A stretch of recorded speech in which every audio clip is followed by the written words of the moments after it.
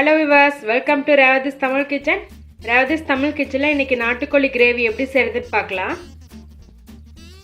நாட்டுக்கோழி 250 கிராம் எடுத்திருக்கேன். 10 சின்ன வெங்காயம், 10 பல்லு பூண்டு, சின்னதாக ஒரு துண்டு இஞ்சி எடுத்துக்கோங்க. ஒரு பெரிய வெங்காயம் சின்னதாக கட் பண்ணி வச்சுருக்கேன். ஒரு தக்காளி பழம், பட்டை, லவங்கம், சோம்பு 1 ஸ்பூன் எடுத்திருக்கேன். மல்லித்தூள் 1 ஸ்பூன், 1/4 டீஸ்பூன் மஞ்சள்தூள், கரம் மசாலா தூள் 1 டீஸ்பூன், மிளகாய் தூள் 1/2 டீஸ்பூன் எடுத்துருக்கேன். காரத்துக்கு தகுந்த மாதிரி எடுத்துக்கோங்க. 2 பச்சை மிளகாய், கொஞ்சமாக கருவேப்பிலை மல்லி எடுத்துக்கோங்க. இது ரொம்ப டேஸ்ட்டாக இருக்கும், ரொம்ப ஈஸியாகவும் செஞ்சிடலாம். வானலில் வெங்காயம், இஞ்சி பூண்டு எல்லாம் சேர்த்துக்கோங்க. அது கூடவே பட்டை, லவங்கம், சோம்பு, கசகசா இதெல்லாம் சேர்த்துக்கலாம். 1 ஸ்பூன் எண்ணெய் விட்டு நல்லா வதக்கி விடுங்க. வெங்காயம் வதங்கும் போது கொஞ்சமாக கருவேப்பிலை சேர்த்துக்கோங்க.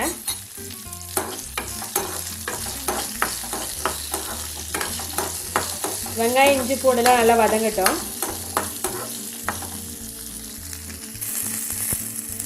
வெங்காயம் வதங்கிடுச்சு. இப்போ அடுப்பை ஆஃப் பண்ணிவிட்டு வெங்காயம் நல்லா ஆறின பிறகு மிக்சியில் போட்டு நல்லா பேஸ்ட் பண்ணி எடுத்துக்கோங்க. பேனில் 1 ஸ்பூன் எண்ணெய் காய வச்சுக்கோங்க. எண்ணெய் காஞ்சதோ கட் பண்ணி வச்சுருக்க பச்சை மிளகாயும் பெரிய வெங்காயம் சேர்த்துடலாம்.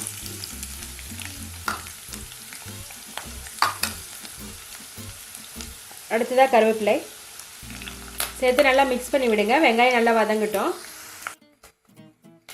வெங்காயம், இஞ்சி பூண்டு பேஸ்ட் அரைச்சிட்டேன். இப்போது இதுலேயும் பெரிய வெங்காயத்துக்கு கூட இந்த பேஸ்ட் சேர்த்திக்கலாம்.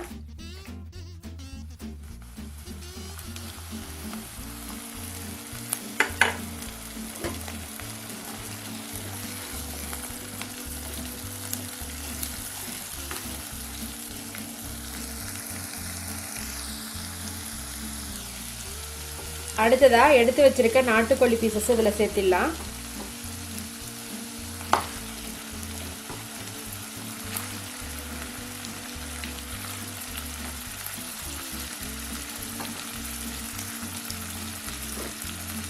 ஒரு 2 நிமிஷம் எண்ணெயிலே நல்லா வதங்கட்டும்.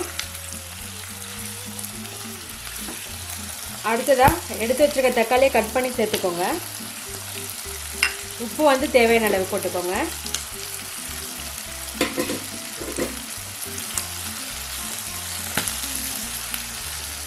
தக்காளி வதங்கட்டும்.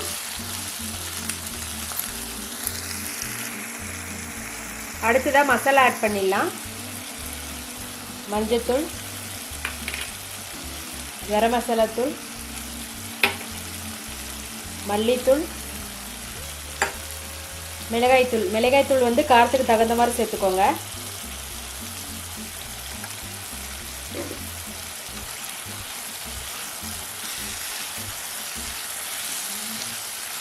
மசாலா சேர்த்து ஒரு 2 நிமிஷம் நல்லா வதங்கட்டும். அப்போ தான் மசாலாவோட பச்சை வாசனை போகும். அதுக்கப்புறம் தண்ணி சேர்த்துக்கலாம். அடுத்ததாக தண்ணி ஆட் பண்ணிக்கலாம். 1 கப் மட்டும் சேர்க்குறேன்.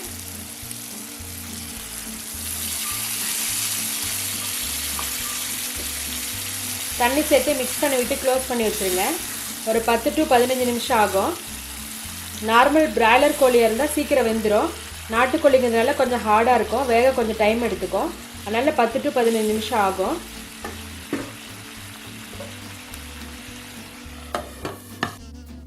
சிக்கன் நல்லா வெந்திருக்கு. நம்ம ஊற்றின தண்ணி நல்லா சுண்டிடுச்சு. இப்போ மேலே மல்லி இலை போட்டு நல்லா மிக்ஸ் பண்ணி விடுங்க.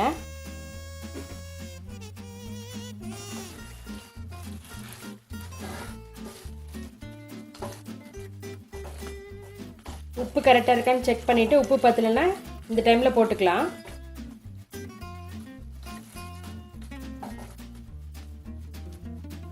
காரசாரமான நாட்டுக்கோழி கிரேவி ரொம்ப ஈஸியாக பண்ணிட்டோம். ரொம்ப டேஸ்ட்டாகவும் இருக்கும். நீங்களும் இதே போல் வீட்டில் செஞ்சு பாருங்கள். எங்கள் சேனலை சப்ஸ்கிரைப் பண்ணுங்கள். இந்த வீடியோவை ஷேர் பண்ணுங்கள். ரேவதிஸ் தமிழ் கிச்சன் பார்க்குற எல்லாருக்கும் ரொம்ப நன்றி.